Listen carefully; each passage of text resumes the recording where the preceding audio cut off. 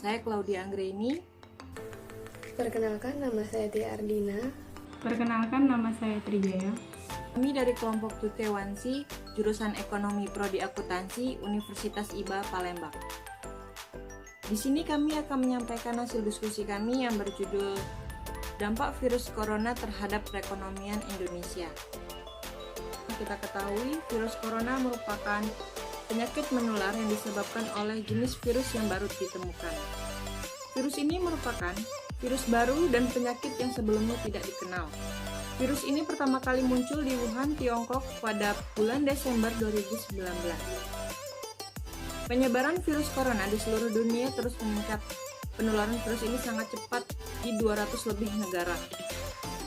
Organisasi Kesehatan Dunia yaitu WHO menetapkan virus yang berasal dari Wuhan, Cina itu sebagai pandemi global. Data terakhir pada tanggal 10 April di Indonesia mencapai 3.512 orang positif corona, 282 orang sembuh, dan 306 orang meninggal. Sampai saat ini, kurva pertumbuhan virus ini terus meningkat. Begitu cepatnya penyebaran virus corona membuat masyarakat di dunia memberlakukan ketentuan yaitu social distancing atau jaga jarak. Dalam perkembangannya, anjuran ini diubah oleh WHO menjadi physical distancing atau yang lebih dikenal di Indonesia dengan sebutan PSBB, yaitu pembatasan sosial berskala besar. Virus corona tidak hanya memiliki dampak kesehatan, tetapi juga berdampak terhadap perekonomian Indonesia. Menteri Keuangan Republik Indonesia mengatakan bahwa proyeksi pertumbuhan ekonomi Indonesia hanya akan mencapai 2,3%. Bahkan dalam situasi terburuk, ekonomi bisa minus hingga 0,4%. Penyebab diantaranya adalah turunnya konsumsi dan investasi baik dalam lingkup rumah tangga maupun lingkup pemerintah. Untuk itu, pada kesempatan ini kami akan membahas mengenai 3 sektor industri yang terkena dampak dari coronavirus yang dapat menghambat pertumbuhan ekonomi Indonesia. Sektor pertama yaitu UMKM akan dijelaskan oleh Tia Ardina.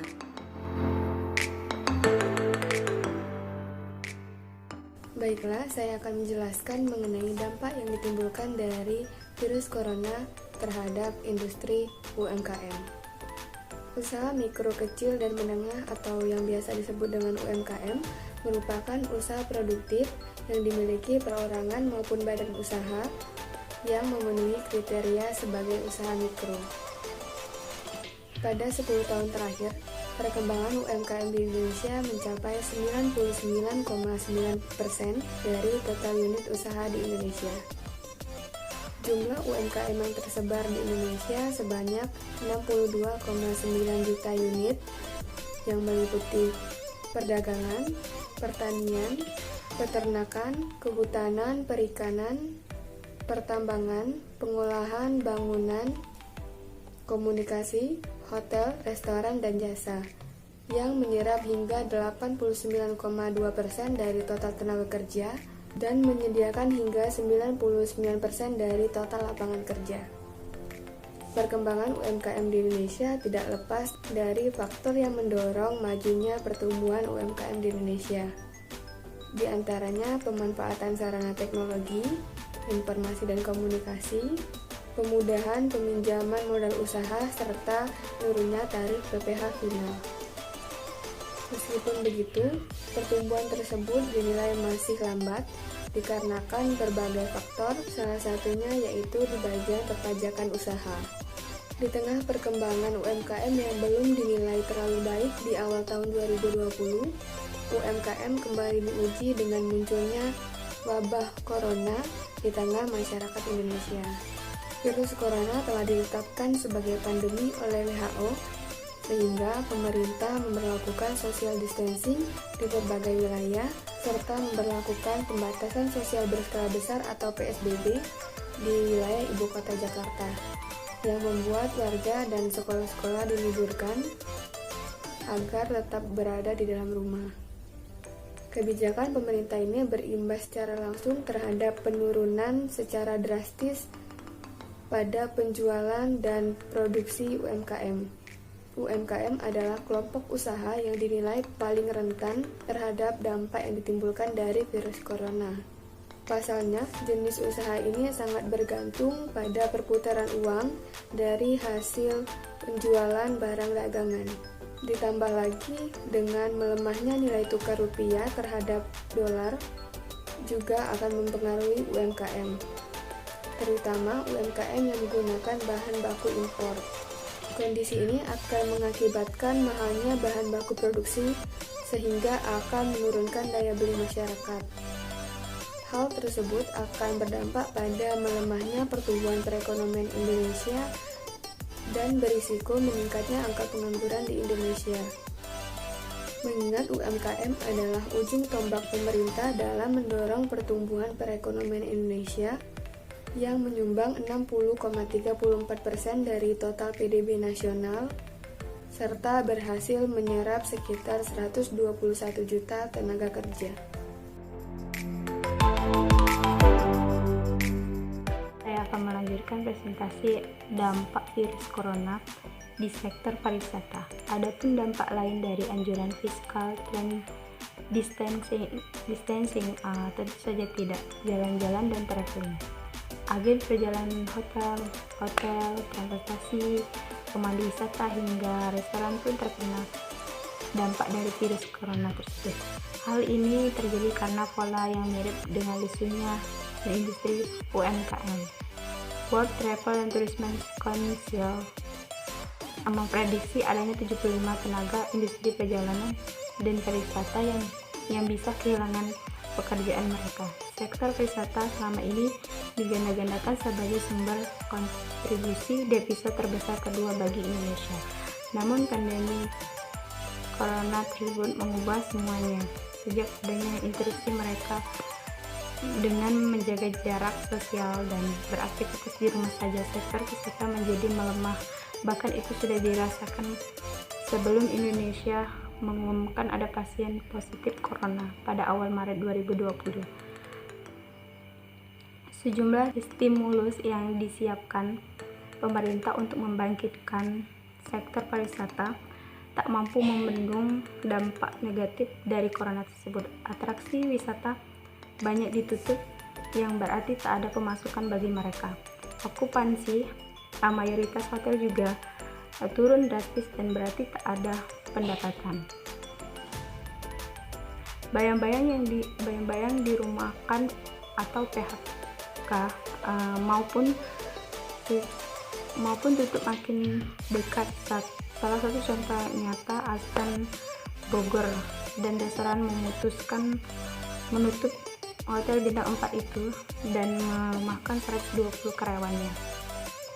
Wisnu Utama menyatakan pihak sedang berkoordinasi dengan lembaga-lembaga yang terkait untuk bisa menyelamatkan sektor pariwisata tersebut. Selama menunggu kebijakan, Kementerian Pariwisata juga menyiapkan kerjasama dengan jaringan hotel untuk mengalihkan fungsikan tempat tinggal untuk para medis dan gugus tugas di berbagai daerah. Keberadaan hotel juga diperlukan sebagai lokasi isolasi mandiri. Ia juga mengklaim sedang berkoordinasi dengan penyediaan jasa transportasi untuk menyediakan alat-alat transportasi bagi para petugas medis dan gugus tugas. Dan pemerintah juga akan berupaya menghasilkan stimulus ekonomi agar meringankan beban biaya untuk para usaha sektor pariwisata dan ekonomi kreatif sehingga dapat mengurangi potensi PHK karyawan di sektor tersebut.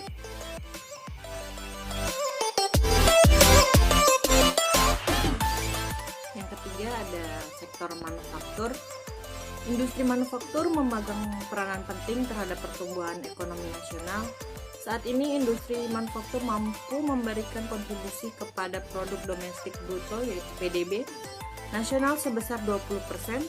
Dari capaian 20% tersebut, Indonesia menempati peringkat kelima di antara negara G20. Menjelang Ramadan, dunia faktur normalnya menggenjot industri karena naiknya permintaan masyarakat. Sayangnya, karena corona datang, manufaktur tidak bisa melakukan hal itu. Dampak virus corona bagi perekonomian ini memaksa perusahaan manufaktur untuk menurunkan produksinya. Ada karyawan harian yang diminta untuk libur bergantian, sehingga pendapatannya berkurang setengahnya. Apabila dirumahkan sepenuhnya, perusahaan juga harus melakukan perhitungan pesangon. Karyawan harian juga terancam kehilangan pekerjaannya dan berakhir terpaksa pulang kampung atau mencari pekerjaan lain. Karena proses pengolahan berkurang, impor bahan baku juga mengalami penurunan. Selain itu, hasil akhir proses manufaktur juga akan mengalami penurunan ekspor karena penurunan permintaan dari luar negeri. Menteri Perindustrian Agus Gumiwang Kartasasmita mengakui tertekannya indeks manajer pembelian atau Purchasing Manager Index atau PMI manufaktur Indonesia pada akhir kuartal 1 tahun 2020. Hal itu dipengaruhi oleh banyaknya daerah yang terjangkit virus corona, sehingga penurunan utilitas industri manufaktur di berbagai sektor tidak dapat dihindari. Beberapa industri mengalami penurunan kapasitas produksi hampir 50%, kecuali industri-industri alat-alat kesehatan dan obat-obatan. Kami tetap mendorong industri bisa beroperasi seperti biasanya, namun dengan protokol kesehatan yang ketat sehingga terhindar dari wabah virus corona ini.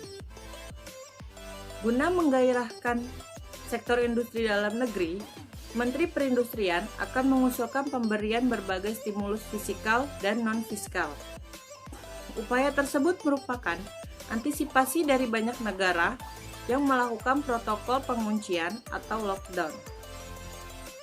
Adapun stimulus yang akan dikeluarkan misalnya, dapat mempermudah arus bahan baku, sedangkan dari sisi fiskal akan pengurangan pajak perusahaan dan peniadaan pajak penghasilan karyawan. Pandemi coronavirus membawa dampak terhadap outlook perekonomian dunia, termasuk Indonesia. Lemahnya industri manufaktur bisa berimbas kepada pertumbuhan ekonomi Indonesia. Namun demikian, pengalaman yang dialami oleh Tiongkok bisa menjadi pembelajaran, apalagi saat ini geliat sektor manufaktur di negeri tirai bambu mulai kembali bangkit. Baiklah, sekian materi yang dapat kami sampaikan pada presentasi kali ini. Mohon maaf apabila terdapat kesalahan. Terima kasih atas perhatiannya. Semoga apa yang kami sampaikan dapat bermanfaat bagi kita semua. Kami akhiri. Wassalamualaikum warahmatullahi wabarakatuh. Thank you. Arigatou gozaimasu. Kamsahamnida.